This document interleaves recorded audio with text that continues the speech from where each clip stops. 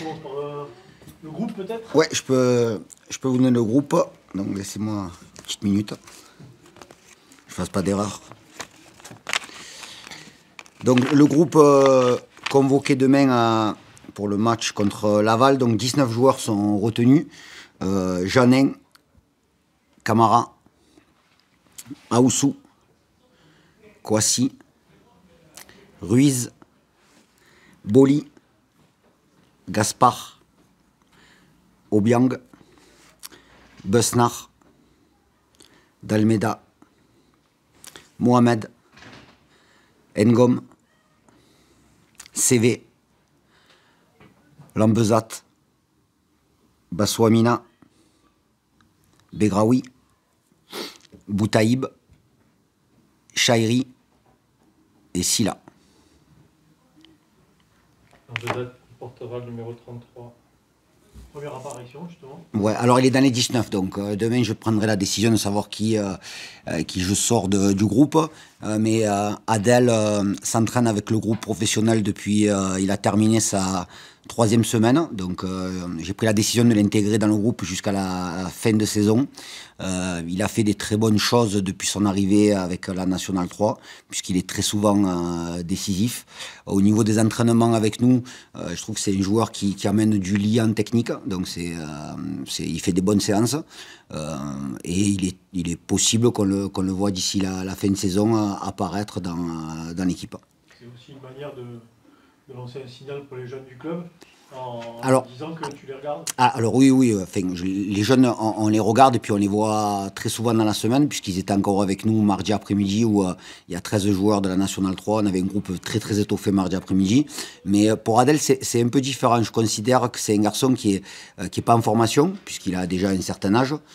C'est pas un 2004, c'est pas un 2005, mais c'est un garçon que j'ai vu évoluer la saison dernière au Puy-en-Velay, que j'avais trouvé très intéressant. Je voulais à l'époque le récupérer à Orléans, donc, puisque j'avais eu son représentant vers la mi-avril. Et donc, vu que moi je suis parti d'Orléans, je ne sais pas les discussions, comment elles ont pu aboutir après.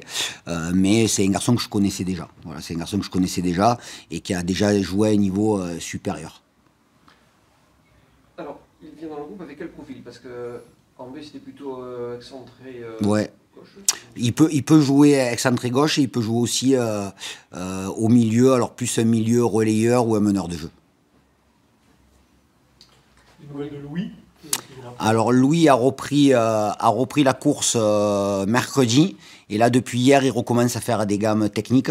La blessure n'est pas grave, c'est simplement en cas de nouveau contact sur la zone où il pourrait avoir un peu de douleur, mais je pense qu'il va réintégrer les entraînements collectifs dimanche ou lundi, donc ça a bien évolué et le joueur, faut freiner le joueur pour faire en sorte de respecter le protocole, parce que Louis c'est quelqu'un d'impatient, il a vite envie de revenir dans les séances, donc je vois ça d'un très bon oeil. Retour pour Guingamp plutôt pour Louis. Ouais, c'est possible. On verra après sur les premières séances, en sachant qu'il n'y aura pas beaucoup d'intensité dans les séances de la semaine prochaine, puisqu'on est dans une semaine à 3 matchs.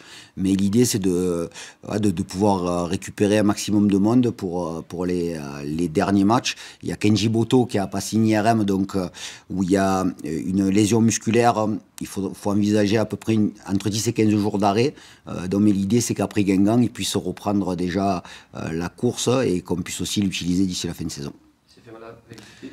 Oui, juste à la fin, à la 82 ou 83e minute, il avait fait beaucoup de courses, donc c'est ce que je lui avais demandé. Il a fait un très bon match, très investi, au même titre que Mehdi Chairi, parce que c'est jamais évident d'intégrer la réserve quand on est considéré comme un joueur qui potentiellement peut être titulaire en Ligue 2, mais j'ai vraiment apprécié le fait aussi qu'à notre retour de Valenciennes, la grande majorité du groupe ait assisté au match de la réserve, donc j'ai trouvé que c'était très bien pour tout le monde.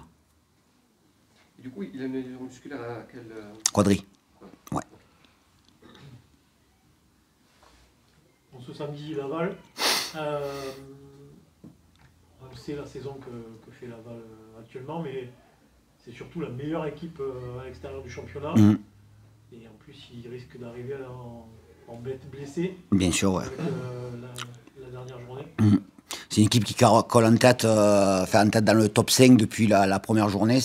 On a considéré en début de saison que c'était l'équipe surprise parce qu'ils sont longtemps restés en position de leader. Ils sont dans une période un peu plus délicate, mais effectivement, il y a de grosses qualités collectives dans cette équipe et des qualités individuelles. Voilà. Donc, ce qui est intéressant, c'est qu'on part d'une équipe, on peut plus parler de surprise maintenant puisqu'on est au mois d'avril, mais d'une équipe qui fait un très très bon championnat, qu'on n'attendait pas forcément là au top départ. Et on parle de cette équipe qui fait un très bon début de championnat, mais cette équipe, elle est 4 points de la nôtre. Donc vous faites aussi un très très bon championnat. Ça c'est vous qui le dites. Ça, c'est vous qui le dites.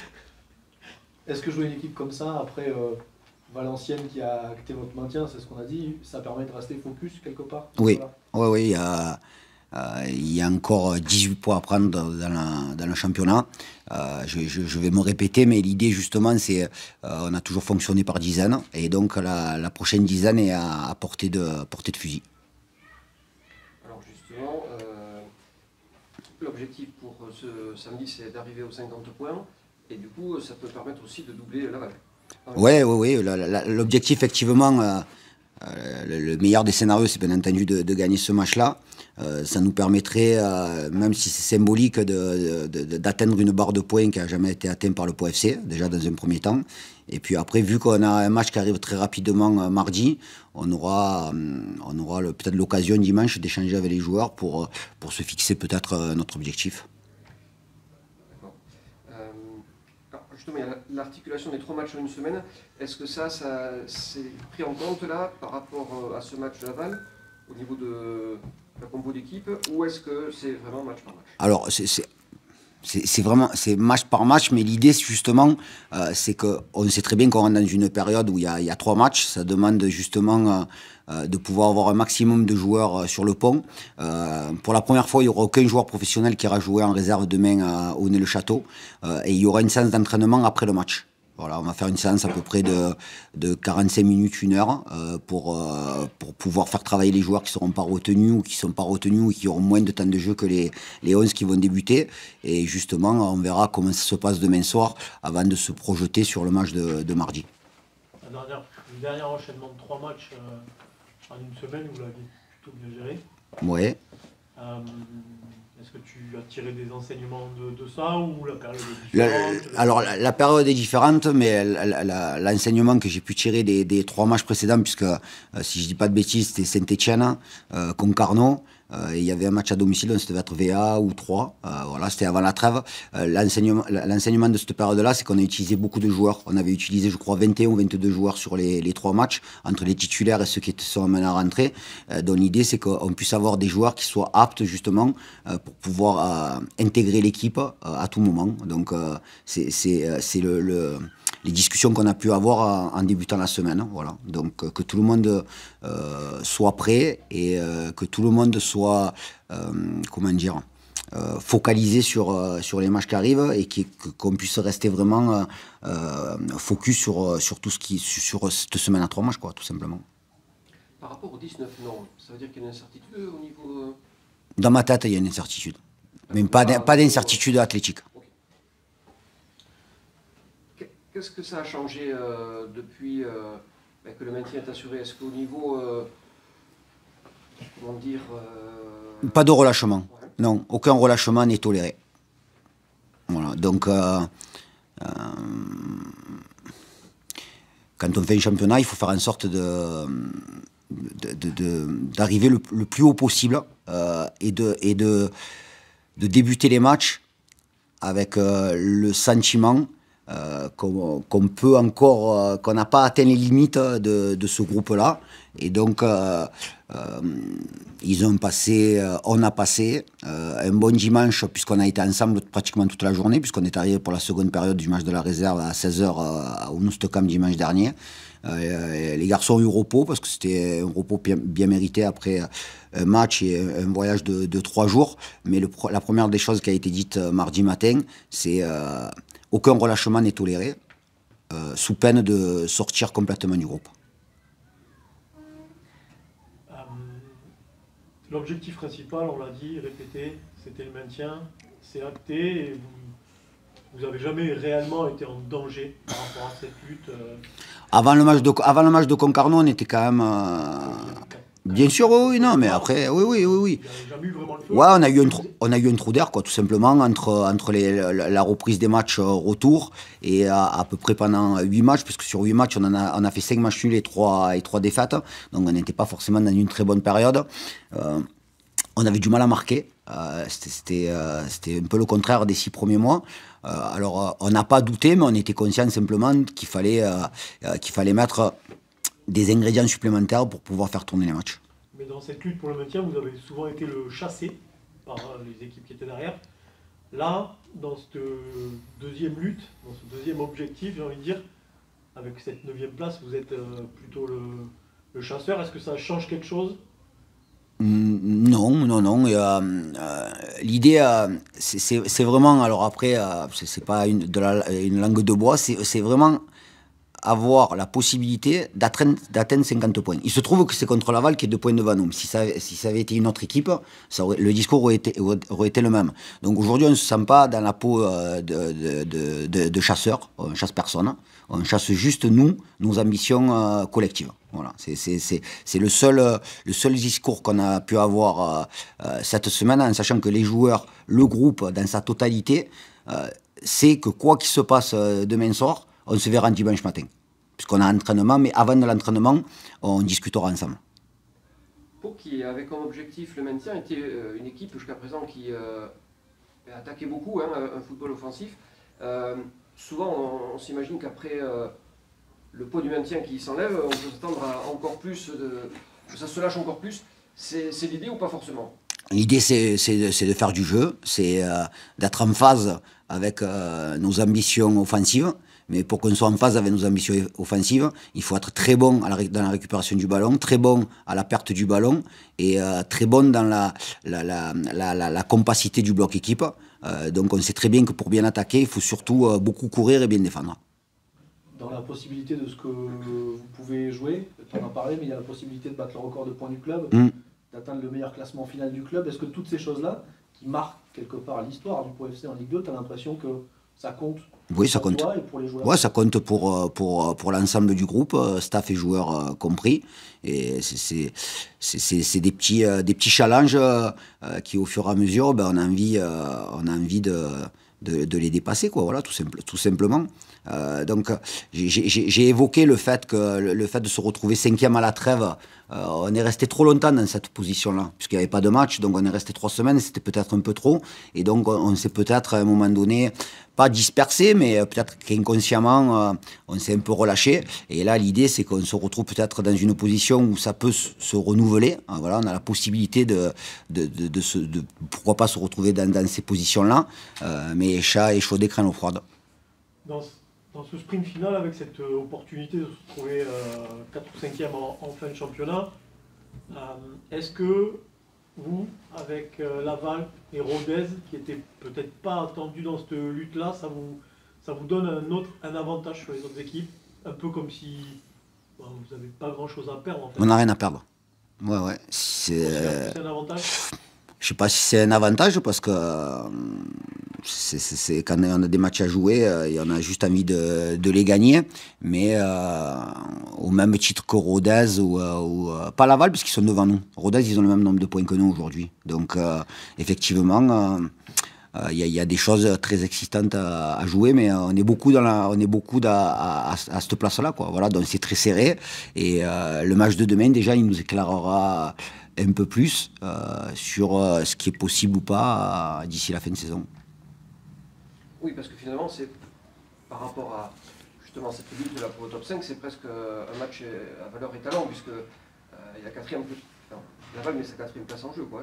Ouais, c'est exactement ça. Il se trouve que pour avoir l'objectif d'atteindre 50 points, il se trouve qu'on joue Laval, donc c'est très bien, c'est une très belle équipe, vous l'avez dit, c'est une équipe qui est très performante à l'extérieur.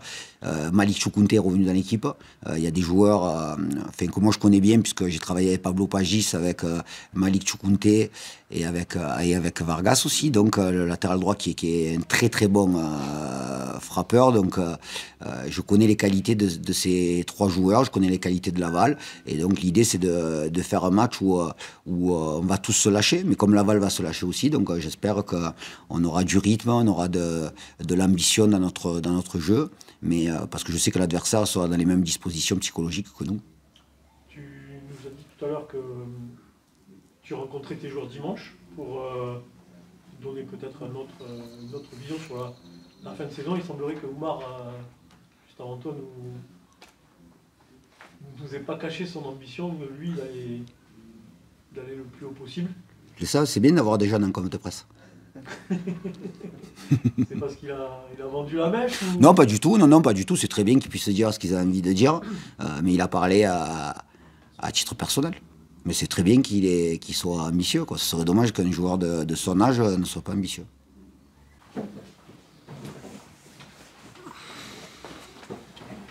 Bonjour Omar. Maintenant que le maintien est en poche, ce match face à Laval peut vous permettre de confirmer notre ambition?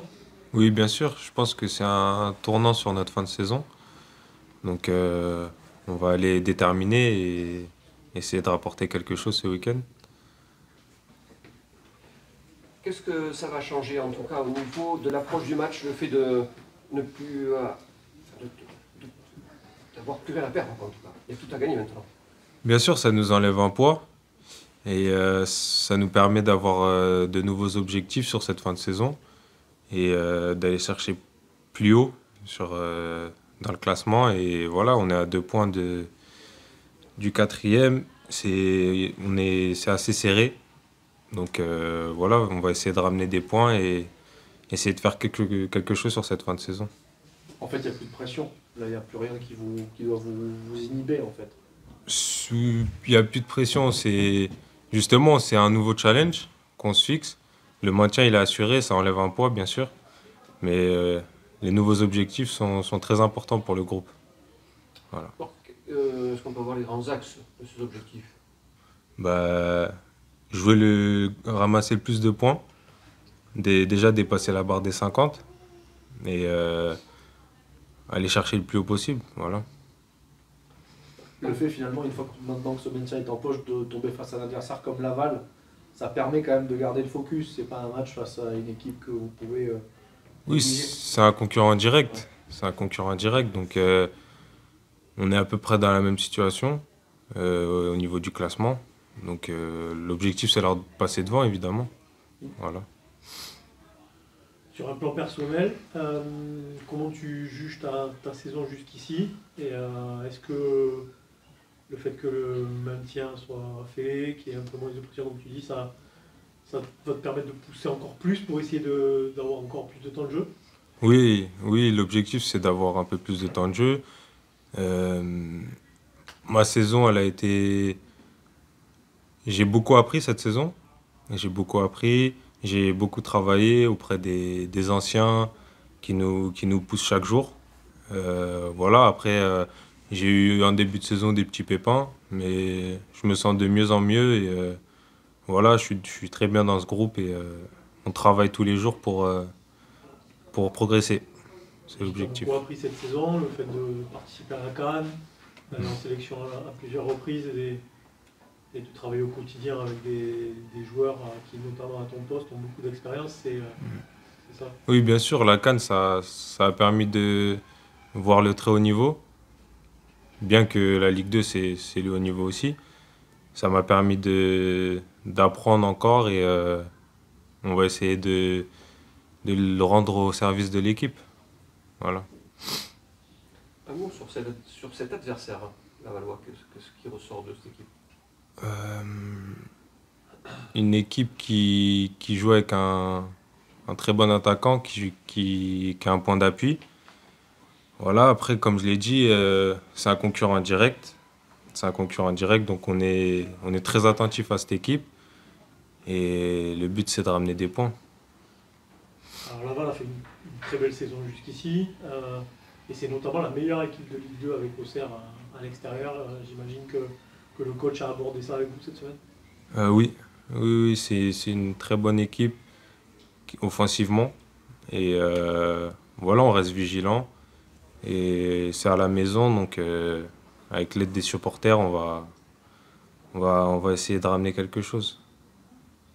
Est-ce qu'il y a quelque chose qui a changé dans le vestiaire cette semaine après donc, le match à Valenciennes? Est-ce que du coup l'ambiance est un peu différente? Franchement, tout le monde reste focus. Personne ne se relâche parce que comme le coach et nous, on a des objectifs. On est une équipe on est allé chercher le maintien. Maintenant, on s'est fixé d'autres objectifs, comme je l'ai dit. Donc, non, franchement, c'est un poids, je pense, qui est tombé, qui est le maintien. Et maintenant, on s'est fixé d'autres objectifs. Donc, c'est presque une nouvelle saison qui démarre pour ces 6 derniers matchs? oui, on peut dire ça. Ou je pense la finalisation du travail qu'on a mis en place. On a très bien commencé la saison. On a eu une petite période avec un peu moins de victoires, plus de nuls. Et voilà, je pense que là, c'est bien parti pour qu'on finisse en beauté. De manière très terre à terre sur ces nouveaux objectifs, comment ça s'est passé? Vous êtes réunis tous ensemble? Il y avait le staff qui dit qu'il visait quoi? Est-ce que vous Oui, discutez de tout ça? oui, bien sûr, on a discuté de tout ça tous ensemble. La question, c'était soit on restait sur notre maintien et on était content de ça, soit on allait chercher plus haut. Et on est une équipe avec beaucoup d'ambition, donc l'objectif, c'est d'aller chercher plus haut. C'est bon pour moi. C'est bon. Christian, C'est bon? Merci. Merci à vous. Derrière, tu fais une petite vidéo avec Christian.